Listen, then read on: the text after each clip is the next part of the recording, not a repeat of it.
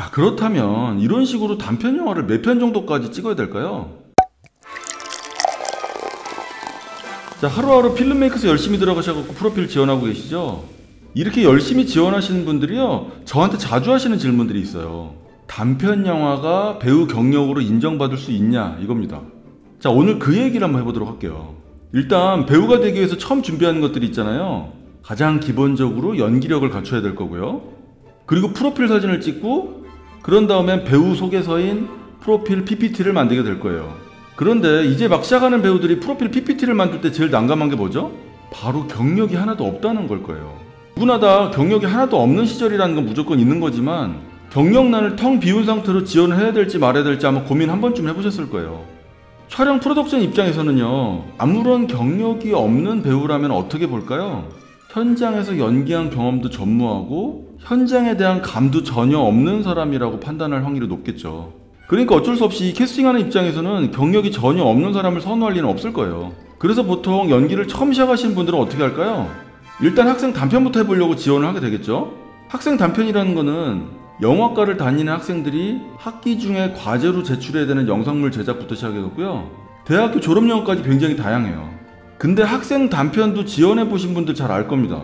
캐스팅이 쉽게 되던가요? 저도 단편영화 프로듀싱을 몇 번 했었는데요, 평균적으로 단편영화라고 하더라도 오디션을 지원하는 분들이요, 최소 500명에서 800명 정도 지원했던 것 같아요. 그러니까 학생 단편이라고 그래갖고 아무나 막 뽑아서 쓰는 게 아니라는 거죠.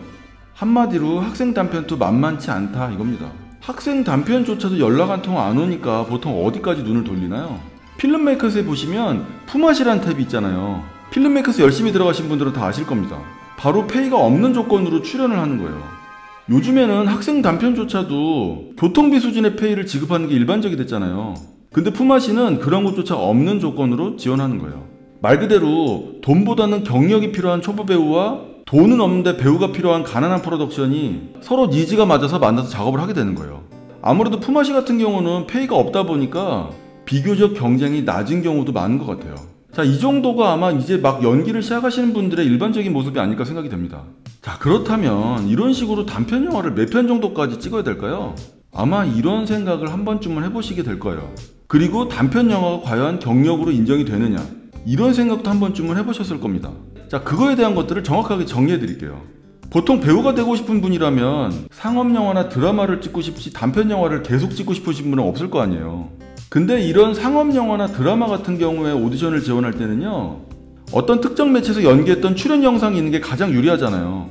근데 이제 막 시작한 초보 배우들은 어때요? 그냥 집이나 연습실에서 찍은 연기 영상밖에 없지 않겠습니까? 자, 이렇게 한번 생각해 보세요.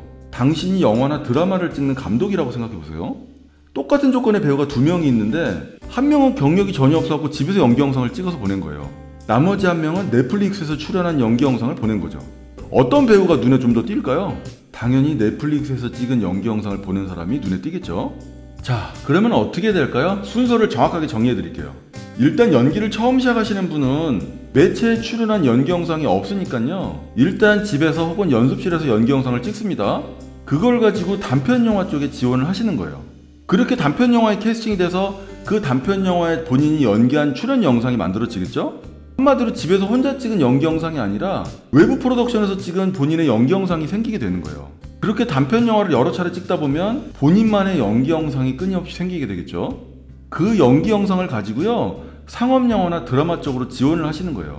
그렇게 또 열심히 지원을 하다 보면 상업영화나 드라마 쪽의 연기 영상이 또 생기게 되겠죠? 계속 그런 식으로 지원을 하다 보면요, 내가 할 수 있는 연기의 분량은 점점 늘어나게 될 거예요. 이게 뭐를 뜻하는 걸까요?